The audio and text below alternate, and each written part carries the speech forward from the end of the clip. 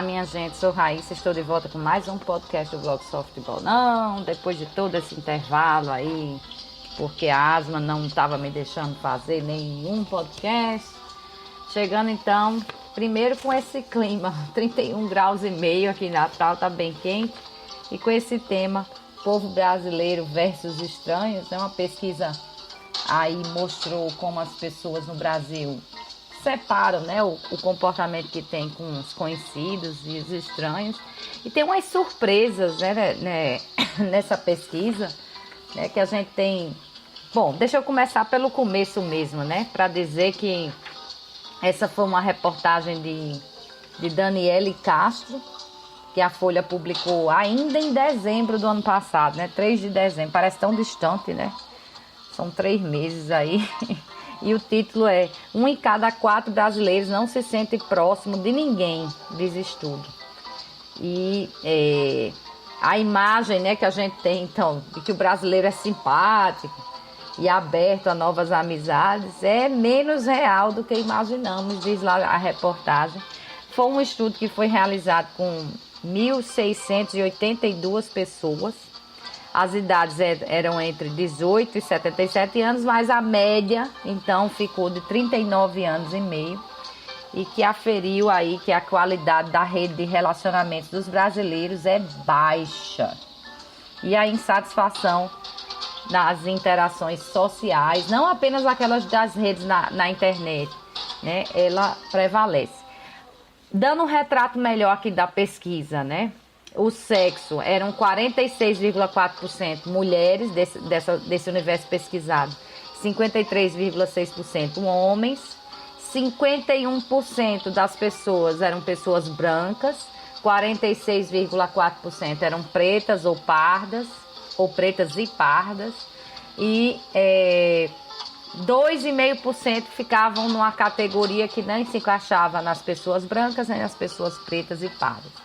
Escolaridade, 6,8% tinham até o ensino fundamental completo, 46,2% tinham até o ensino médio completo e 47% tinham o ensino superior completo. A rede de relacionamentos também apontava lá que 23% tem uma rede empobrecida, aqui já é resultado, né? 33% uma rede aberta a conhecidos e colegas e 44% uma rede restrita. E ainda mostra mais que 3 vezes maior é a insatisfação na relação com pessoas desconhecidas e 2/3 da população diz agir diferente com pessoas desconhecidas. É uma ruma de dados, né? Olha, 1/4 da população, então, tem uma rede de interação empobrecida e não se sente próxima de ninguém. Aí a reportagem foi lá em busca de Álvaro Machado Dias, que é neurocientista e professor livre-docente da Unifesp, que é a Universidade Federal de São Paulo. Ele também é colunista da Folha, né, mas ele participou como entrevistado. E ele é sócio do instituto que promoveu essa pesquisa, que é o Instituto Locomotiva.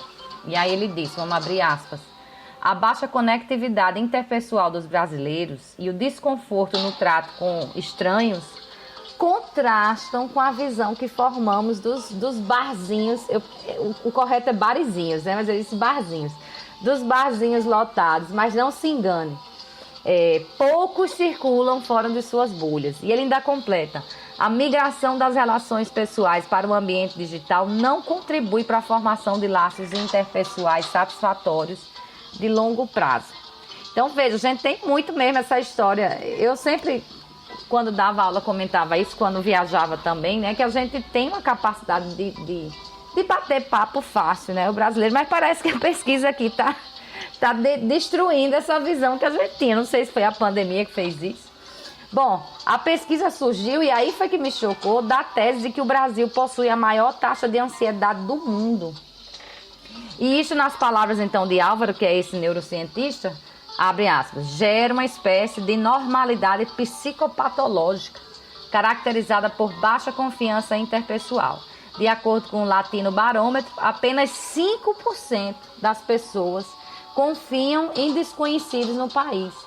É o menor índice da América Latina e um dos menores do mundo, fecha aspas. Eu não imaginava que o brasileiro era tão desconfiado assim, eu achava que a gente confiava até demais, né? Mas se bem que uma das coisas que mais me chocou na primeira viagem que eu fiz, né, para os Estados Unidos, foi ver que eles tinham lá na época, né, faz muitas décadas, né, eles tinham lá na época jornais assim, disponíveis, que você pegava o jornal e você deixava o dinheiro e não tinha ninguém olhando, né? Eu, como brasileira, já olhava para aquele, meu Deus, como é que alguém não passa e rouba todos esses jornais, né? E depois rouba o dinheiro e todo mundo vai assim, cada um tira o seu, né? E tem isso também, mas a percepção que eu tinha era outra, pelo jeito completamente errada. O brasileiro é mais tímido e afetado pela violência do cotidiano do que aparenta, segundo então a pesquisa. A hipótese que eles usam, né? A maior parte de nós realmente se sente mal falando com estranhos. Olhe bem. 22% das interações presenciais são mais confortáveis que as virtuais. Eu acho isso realidade. Eu tenho um pavor na interação virtual, pelo menos para mim é. 71% lá dos pesquisados estão satisfeitos com os relacionamentos reais que têm. E 58% estão satisfeitos com os relacionamentos virtuais. Então percebam que a satisfação com o relacionamento real é bem maior do que a satisfação com o relacionamento virtual, que para mim é bastante óbvio. 2/3 da população agem de forma diferente com quem não conhece. Você cria uma pessoa diferente, né, para falar com estranhos, então. Dos que declararam uma divisão bem demarcada lá entre persona pública, que é essa pessoa que você cria. Quando você estuda sociologia, né, você termina aprendendo sobre essas coisas, que você nunca é você mesmo, você sempre é um personagem. Mas essa divisão, então, entre persona pública e persona privada, dos que declararam que tem essa divisão bem demarcada, 42% sentem desconforto extremo na interação com estranhos. Ainda tem 15% que demonstraram lá insatisfação na interação com pessoas novas, né? Pessoas que não conhecia antes. E 5% tem essa insatisfação com conhecidos, com amigos, com familiares. Então perceba que a diferença da insatisfação com quem você conhece e com quem você não conhece, a diferença é 5 vezes, né? Você é 5 vezes mais insatisfeito de ter que interagir com uma pessoa desconhecida do que com alguém conhecido. E tem mais, quem tem menos relacionamentos ou estes relacionamentos são mais superficiais, demonstram um descontamento muito maior, mesmo com as pessoas que conhecem, que é o que eles chamam então da baixa qualidade da rede ou da rede empobrecida. Aí a reportagem segue dizendo, né, que redes sociais e games podem ser gatilhos, não é que eles sejam de todos negativos, que afinal de contas você termina conhecendo pessoas também por esse meio. Mas eles podem ser gatilhos porque levam a mais tempo de conexão somente a bolhas, né? Você fica naquele grupo restrito em detrimento das relações pessoais. Assim, para mim é um dado bastante surpreendente, né? Que o brasileiro seja tão afetado assim por falar com desconhecidos. Eles fazem um levantamento assim de hipóteses, surge muito forte o medo da violência, porque a gente tem uma criminalidade maior, mas também a desigualdade social com os componentes racistas, uma visão que a gente tem assim pejorativa sempre do caráter do outro. O brasileiro tem muito isso, de que a lei é para o outro, quem não presta o outro é o outro, o desonesto é o outro. Né? Aí a reportagem segue dizendo que isso também remonta ao excesso de trabalho combinado com falta de aparelhos sociais que estimulem a convivência. Aparelhos sociais são aquelas praças, feiras, essas coisas, né? Para você se juntar pessoalmente, presencialmente. Né? E aí eu acrescento com as redes sociais, que realmente isolaram mais, e com a pandemia isolou mais ainda. Tem também o ódio político. Agora aqui a reportagem cita a virtualização relacional excessiva, e o neurocientista acha que realmente essa é a que agrava o problema. Bom, é bastante complicado. Para mim fica aí a surpresa. Né? E ele ainda diz assim, não é nem tanto o público e o privado, né? A grande distinção. A distinção é entre íntimo e estranho. E a capacidade que parece que a gente está perdendo de transitar de um para o outro. Ele ainda diz que a razão pela qual mais tempo conectado não é proporcional à formação de vínculo, né, porque a gente fica muito tempo conectado assim, em redes e tudo, é o fato de que a falta de proximidade dificulta a empatia. Essa é a grande questão das redes sociais, realmente. Porque você, ao vivo, cara a cara com alguém, você consegue se colocar no lugar dela e você não tem coragem de dizer certas coisas. E numa rede social parece que você cria toda... É uma tela, não tem ninguém lhe olhando, aparentemente, né? Você cria coragem de dizer tudo aquilo. Então, a reportagem ainda traz aqui o exemplo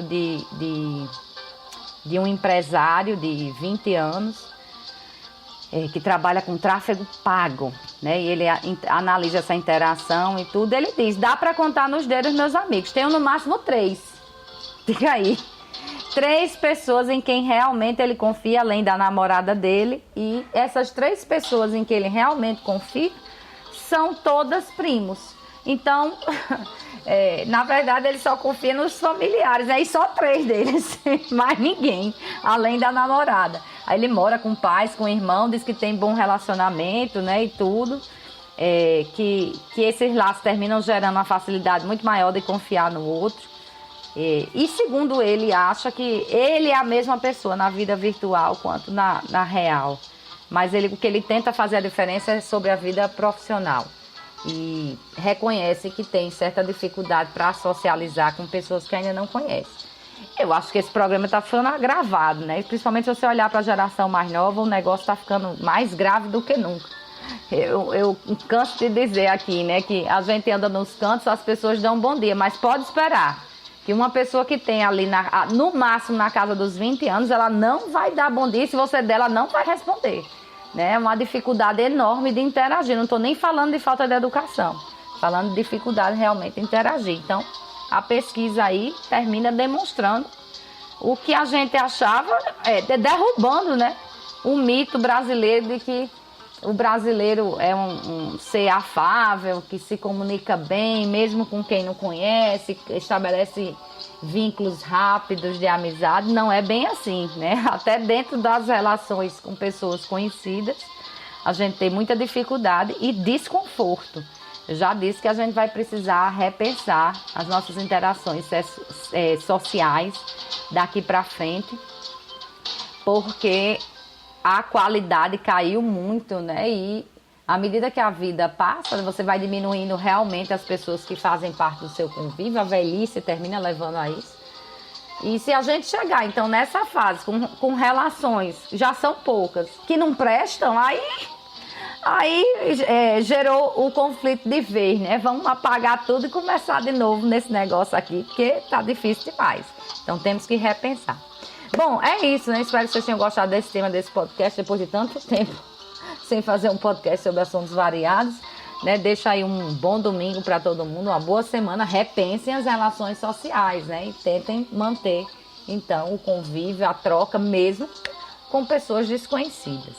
Então, boa semana e até lá. Até o próximo domingo, né? Se Deus quiser, a partir das 10 com mais podcasts.